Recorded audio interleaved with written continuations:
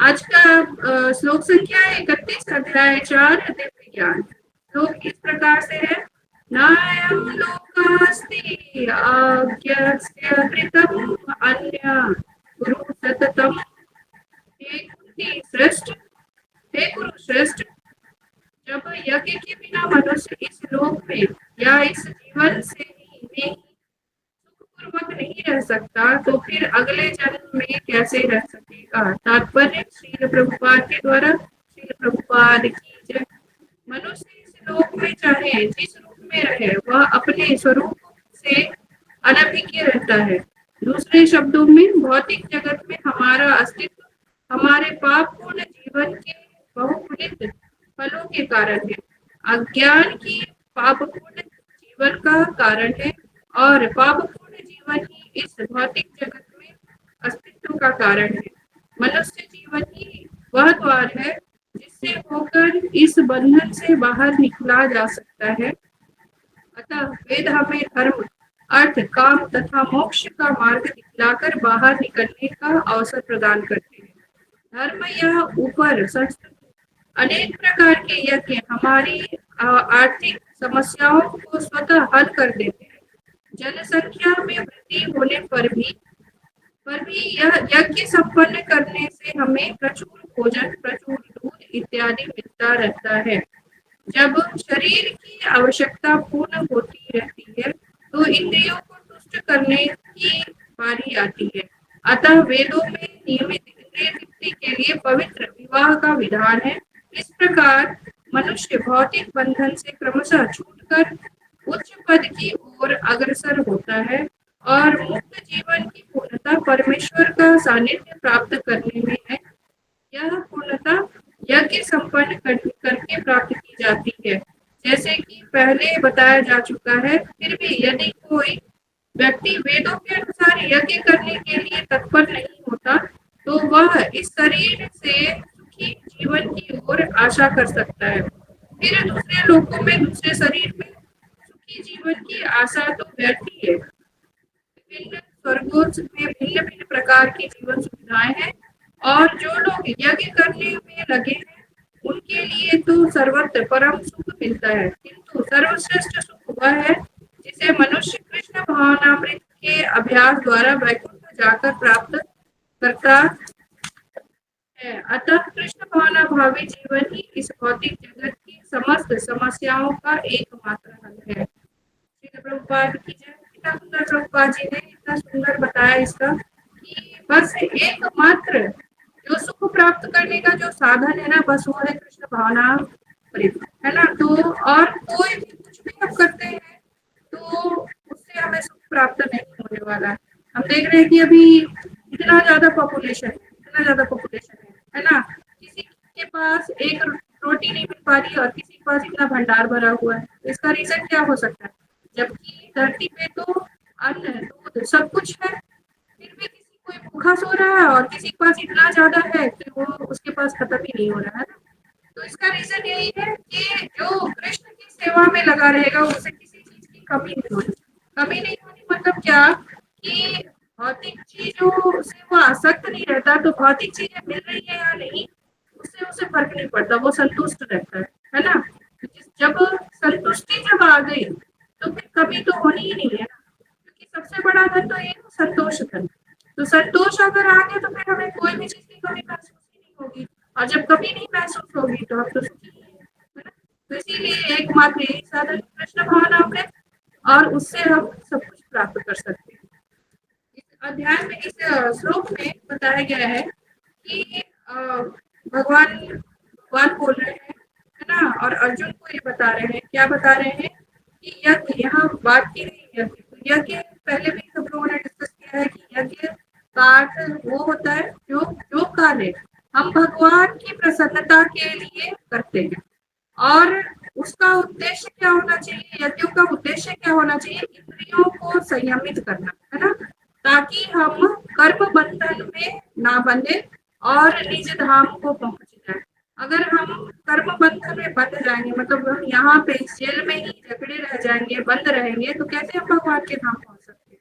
तो इसीलिए किसी भी यज्ञ का उद्देश्य क्या होना चाहिए? अपने आप को संयमित करना, है ना। जैसे कि हम भगवत गीता अभी पढ़ रहे हैं, तो हमारा उद्देश्य क्या है कि अपने इसके ज्ञान से हम अपने मन को, अपनी इंद्रियों को संयमित करें, और संयम के द्वारा हम भगवान के का सानिध्य प्राप्त कर सके, उनके निकट पहुंच सके, भगवान के लिए भक्ति हम बहुत ज्यादा बढ़ा सके, और निज धाम को हम पहुंच सके, अपना जो हमारा धाम है ना, जो शाश्वत हमारा धाम है, वहां हम पहुंच सके, है ना। तो यही इसका इस तो का मेन अर्थ यही है कि किसी भी तरह से हमें क्या करना है, यज्ञ ऐसे करना है ना। तो जैसे कि भगवान ने इसी अध्याय में बहुत सारे यज्ञों के बारे में बताया है पहले भी, है ना, पहले के श्लोक में आ चुका है कि द्रव्य यज्ञ है, तप यज्ञ है, जप यज्ञ है, ज्ञान यज्ञ है ना।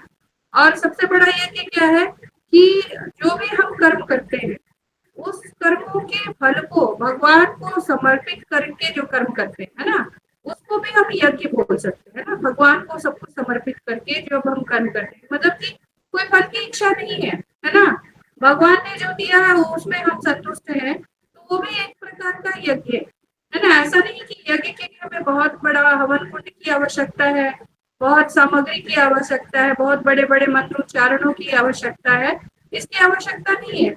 जो भी हम कर्म करते हैं अपने लेवल पे, है ना, उसे हम उसके फल को, कर्म को तो हम समर्पित नहीं कर सकते क्योंकि कर्म तो हमें करना है, लेकिन उसके फलों को भगवान को समर्पित करें, भगवान को समर्पित कर देंगे तो वो भी एक ही यज्ञ बन गया, है ना। जैसे कि अगर हम कहें कि मन में अगर एक बार ये भी आ जाता है ना कि हम बहुत सेवा कर रहे हैं, है ना, मैं भगवान का बहुत सेवा कर रही हूँ, मैं जप कर रही हूँ, मैं दान दे रही हूँ, मैं तीर्थ कर रही हूँ, है ना, और मेरे इतने सारे फॉलोअर्स हैं, इतने सारे डिसाइपल्स हैं मेरे, है ना।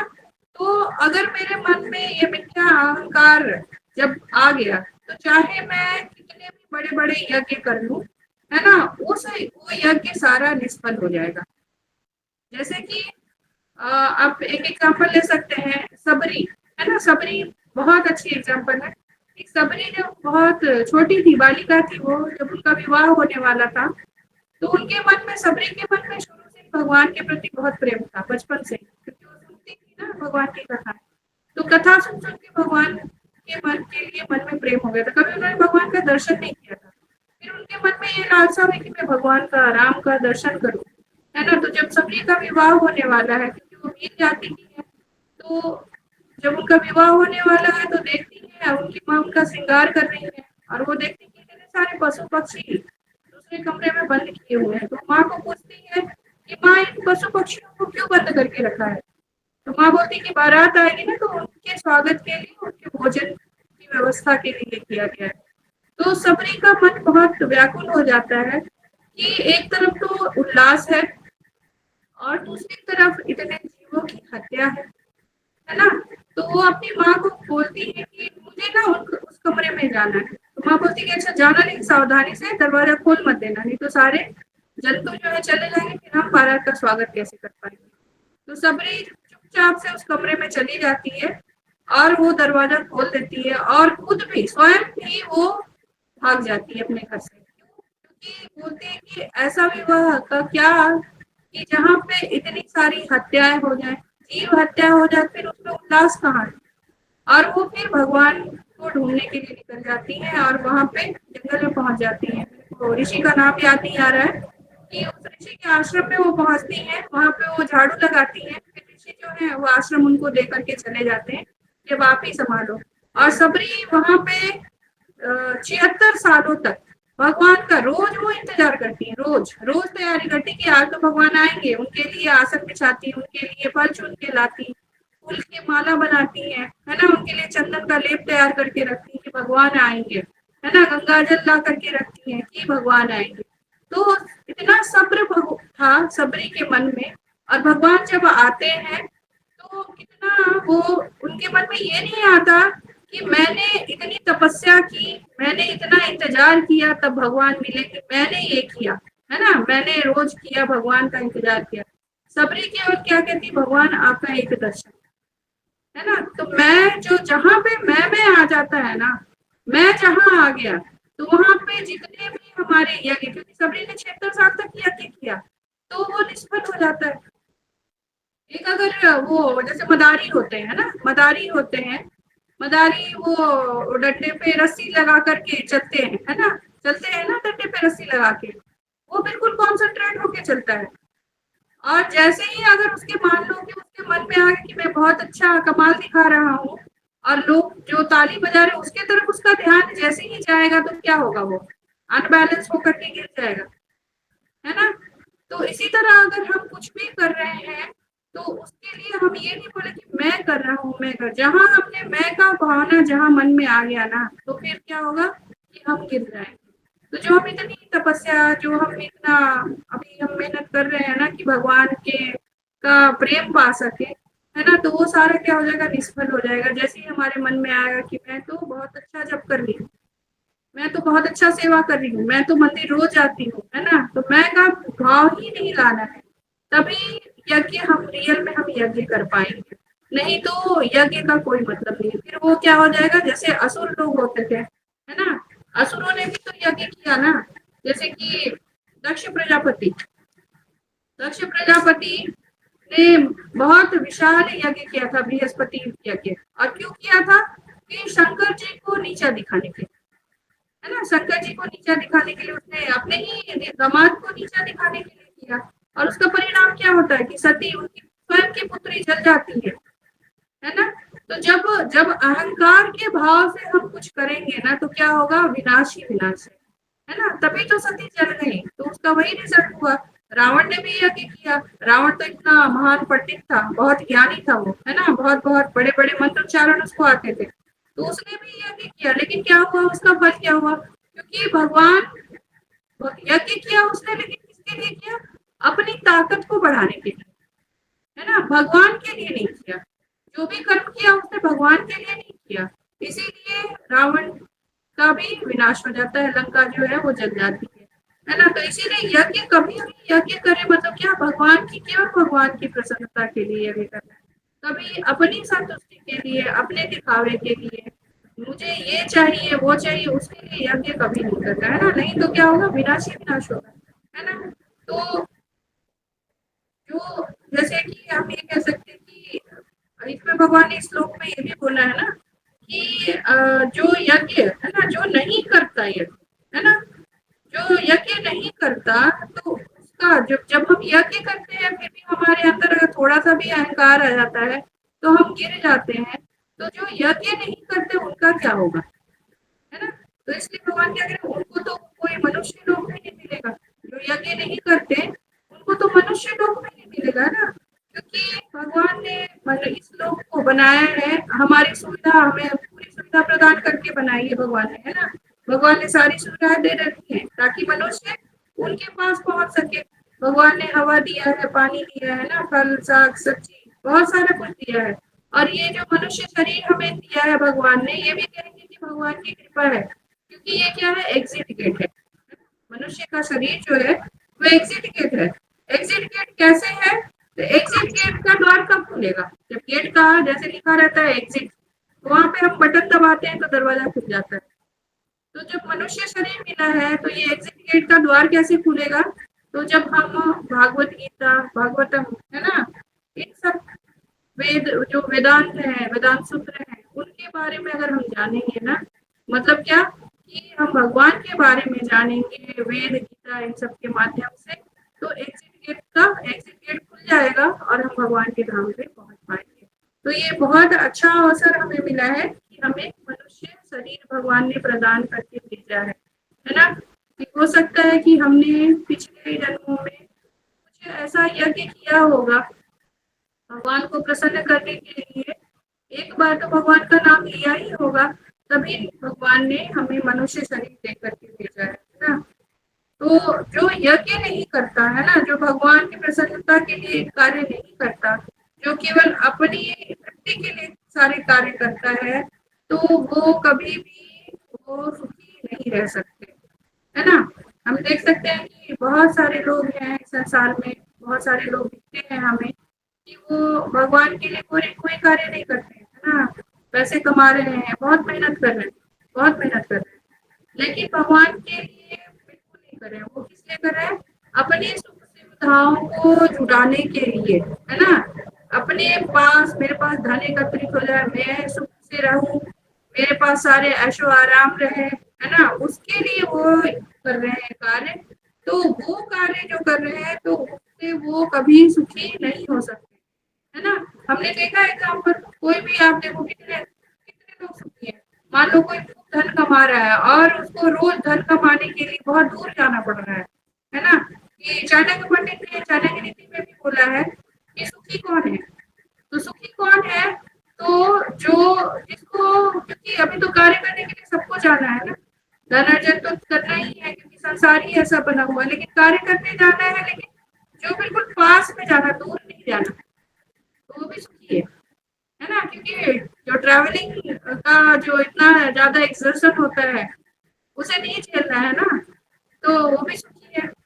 जिस पुरुष के पास उसकी बात मानने वाली पत्नी है वो भी सुखी है ना। चाणक्य नीति के अनुसार, ये भगवत गीता के अनुसार से नहीं है। तो हम देखते हैं कि बहुत लोग आजकल जो है, इवन माताएं भी हैं, कितनी दूर दूर जाती है, 50-50 किलोमीटर कार्य करने जाती है, धन अर्जन करना है, उसके लिए वो जा रही है ना। तो उससे वो सुखी है क्या?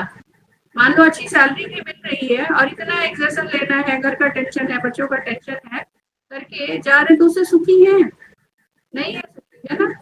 ऐसे बहुत सारे एग्जाम्पल्स देखे हैं।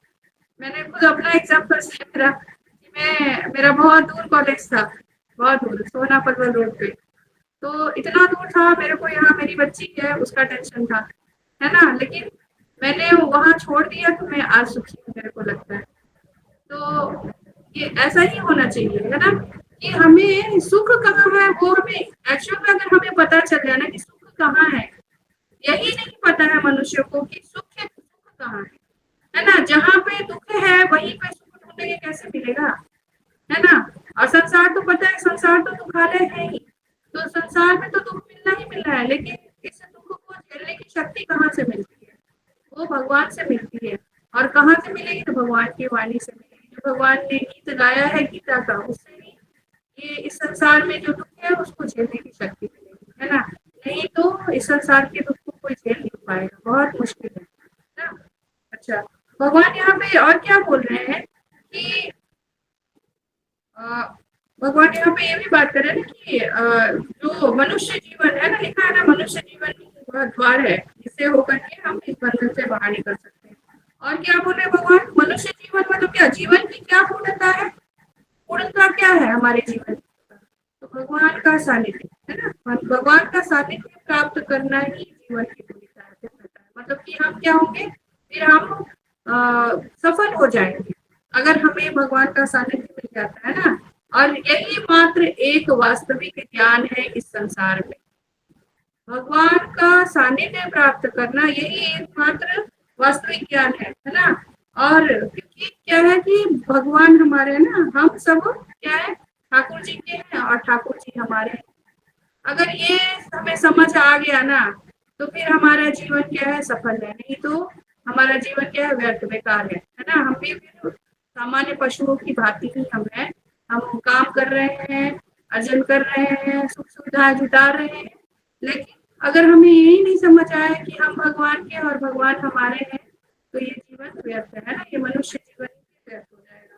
तो और अगर हम ये सोचते हैं ना कि अगर हमने ये समझ लिया ना, तो हम सुखी हो जाएंगे। बस यही एक लाइन में एकमात्र ये है उपाय, भगवान हमारे, हम भगवान के। अगर ये समझ आ गया तो हम बड़ा सुखी कोई है नहीं, है ना, कोई नहीं है फिर सुखी। अब भगवान क्या बोलते हैं ना कि भगवान इसका रास्ता भी दिखाते हैं हमें, भगवान तो रास्ता भी दिखाते हैं ना। गीता के ही एक श्लोक में है, मन मनाम मद भक्तो मद्याजी मां नमस्कुरु, है मामेव शिष्य सत्यन्ते प्रजा प्रति जाने प्रियोसी में, है ना। भगवान क्या बोलते हैं? बस भगवान क्या बोले, बस चार काम तो करो, चार काम करोगे बस तुम मेरे प्रिय हो जाओगे। क्या बोलते भगवान की? मेरा चिंतन करो, है ना।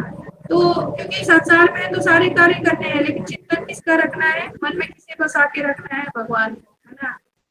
तो और क्या है कि मेरे ही भक्त बनो। भगवान बहुत पॉजिटिव है। भगवान क्या है? भक्त मेरे बनो, सबका आदर करो, है ना, सबका आदर करो, शंकर जी का आदर करो, है ना। हनुमान जी का आदर करो, माता रानी का आदर करो, सबका आदर करो, लेकिन भक्त किसके बन? मेरे, मेरी भक्ति करो, मेरी पूजा करो, है ना। और क्या बोलते हैं? मुझे ही नमस्कार करो भगवान को। बस चार रास्ता, चार काम ही तो करने हैं। और कितना आसान सा है कि चिंतन करना है भगवान का। हाथ पैर तो भगवान ने दिए, तो कार्य तो करने ही है भौतिक जगत के, लेकिन चिंतन केवल भगवान का रखना है ना। भक्त केवल भगवान का बनना है, और किसी के भक्त ना बने। लोग भक्त बन जाते हैं किसके? एक्टर के, एक्ट्रेस के भक्त बन जाते हैं, है ना। बहुत लोगों को देखा है कि एक्टर एक्ट्रेस के घर में फोटो लगा रखे हैं, उनको धूप दिखाते हैं, है ना, उनको फॉलो करते हैं। और या तो किसी इंडस्ट्रियलिस्ट के, है ना, कि वो बहुत सफल है, बहुत धनी है ना, तो उसके जैसे ही हम कार्य करें, लोग उसको ही फॉलो करने लगते हैं, जैसे वो कार्य करता है, जैसे वो चलता है। आजकल तो यंग जनरेशन में मैंने देखा है कि जैसे चलता, जैसे ड्रेस पहनते हैं, है ना, या तो एक्टर एक्ट्रेस और इंडस्ट्रियलिस्ट और पॉलिटिशियन, उनको बिल्कुल कॉपी करने का प्रयास करना। तो भगवान तो ये नहीं बोलते ना कि इस संसार में जो है उनके भक्त बनो। किसके भक्त बनने हैं? तो मेरे भक्त बनो, भगवान बोलते हैं ना। मेरी ही पूजा करो, मेरी पूजा करो। तो पूजा कैसे कर सकते हैं भगवान? अपनी इंद्रियों को भगवान में लगाना, है ना। यही पूजा है। पूजा मतलब ये नहीं कि बैठ करके केवल हम धूप दीप जलाएं और फिर मतलब इंद्रियों को भगवान में नहीं लगाएं। कार्य तो इंद्रियों से कर रहे हैं, कार्य कर रहे हैं ना। भगवान मंदिर अगर हम गए हैं या घर में मंदिर है, तो दर्शन तो हो रहे हैं भगवान की आंखों से, नेत्रों से, लेकिन रियल जो नेत्र है उससे हम भगवान का दर्शन नहीं कर पा रहे हैं। मतलब भगवान में हमने अपने अपने को बिल्कुल टिका नहीं रखा है ना। हाथ से हम भगवान का भोग बना रहे हैं, लेकिन ध्यान नहीं है भगवान का कि भगवान के लिए स्वादिष्ट भोग बना रहे हैं। भगवान की आरती कर रहे हैं, लेकिन ध्यान कहाँ है? संसार में है। ऐसा ही होता है जनरली। मेरे को लगता है पहले तो ऐसे ही होता था कि मंदिर में, क्योंकि लगता था जैसे कि घर के जैसे कार्य हैं, डे टू डे वर्क है, वैसे ही करती थी मैं तो, है ना। कि अब चलो भगवान को स्नान करने का टाइम हो गया, मंदिर की सफाई का टाइम हो गया, दीप जलाना है, लेकिन ध्यान कहाँ रहता था? बाहर। तो भगवान के पास बैठ करके भी भगवान पे ध्यान नहीं है ना। तो इसीलिए भगवान करे कि मेरी पूजा करो। तो पूजा का अर्थ यही है कि अपने बिल्कुल से रम करके, जब वहां बैठे हैं आप, तो वहीं प्रेजेंट रहे और दिमाग इधर उधर नहीं है ना। 100% प्रेजेंट भगवान मानते हैं कि 100% प्रेजेंट रहो आप, मन से, इंद्रियों से। जो भी कार्य उस टाइम कर रहे हो वो भगवान के लिए होने चाहिए, तो वो प्रेजेंस है 100%। अदरवाइज आप प्रेजेंट नहीं है क्लास में, है ना। तो एबसेंट है, भगवान क्या मार्क कर देंगे? एबसेंट। और एबसेंट है तो क्या मार्क्स तो अच्छे मिलेंगे नहीं ना, है ना। तो इसीलिए हमें प्रेजेंट रहना 100% भगवान की सेवा में, और भगवान को ही नमस्कार। किसके आगे झुकना है? तो बस भगवान के आगे, है ना। क्योंकि और संसार में और किसी के आगे हम झुकेंगे ना, तो क्या होता है? झुकते हैं तो क्या होगा? गला काट दिया जाता है। लेकिन भगवान ऐसे हैं कि झुकने पे क्या करते हैं? भगवान गले लगा लेते हैं, है ना। भगवान अपने हृदय पे आस्थान ले लेते हैं। जैसे भगवान की जो गोपियां थी, कितना भगवान से कितना प्रेम था उन्हें, है ना, कितना प्रेम था। तो जब हम भगवान के सामने केवल झुकेंगे ना, तो भगवान हमें तो गले लगा लेंगे और अब अपना सानिध्य बिल्कुल प्रदान करेंगे। तो इतना सुंदर ये श्लोक है। इसके मर्मज्ञ को समझना, है ना, यही बहुत बड़ी बात है। और अगर ये हमें समझ आ गया कि बस भगवान के लिए सारे कार्य करते हैं, भौतिक जगत के कार्य करते हुए भी हम भगवान के लिए सारे कार्य करें, कंसंट्रेशन होनी चाहिए। नहीं तो फिर हम गिर जाएंगे संसार में, और गिर जाएंगे संसार में तो फिर हम उठ नहीं पाएंगे, फिर यही बंधे रह जाएंगे जैसे कि और भी लोग हैं। तो यही प्रयोजन होना चाहिए कि कोई भी कार्य करें तो बस वो भगवान की प्रसन्नता के लिए करें, और कोई उद्देश्य नहीं होना चाहिए किसी भी कार्य का हमारा, है ना। हम क्लास कर रहे हैं तो भगवान की प्रसन्नता के लिए, हम पढ़ रहे हैं भगवत गीता भगवान की प्रसन्नता के लिए, जब कर रहे हैं भगवान की प्रसन्नता के लिए। ये नहीं कि हमें प्रभुपाद ने मार्ग बताया है ना, कि कैसे भगवान को प्रसन्न कर सकते हैं। ये नहीं कि मेरा 16 माला हो गया तो आज मैं बहुत चली, मेरा 16 माला हो गया, है ना, लेकिन मैंने उसमें कितना भगवान को प्रसन्न किया, जितनी मालाएं की मैंने, जितनी बार नाम लिया, उसमें से कितना कितनी बार भगवान ने मेरे जप का जो शब्द निकला उसे भगवान ने सुना है। तो वो कैसे हो सकता है? जब भगवान पे ध्यान लगा के जप करो। मैं देखती हूँ जब कैसे करते हैं, हाथ में जपमाला है और बात करते रहते हैं और उंगली चलती रहती है। वो जप निष्फल है। वो यज्ञ, क्योंकि जप यज्ञ है ना, वो जप यज्ञ निष्फल है, उसका कोई चलते रहते हैं, है ना। तो हमें कोई भी कार्य करना है दिखाने के लिए नहीं करना है, या अपने आप को ये बताने के लिए नहीं कि मैं बहुत बड़ी भक्त हूँ, इसके लिए नहीं करना है ना। किस लिए करना है? केवल भगवान को। बस एकमात्र यही उपाय है, नहीं तो फिर यहीं के यहीं रह जाएंगे और फिर निकलना मुश्किल है। धन्यवाद प्रभु जी, इतना ही मेरे को समझ आया। अभी कोई वक्त जोड़ना चाहे तो प्लीज जोड़िए।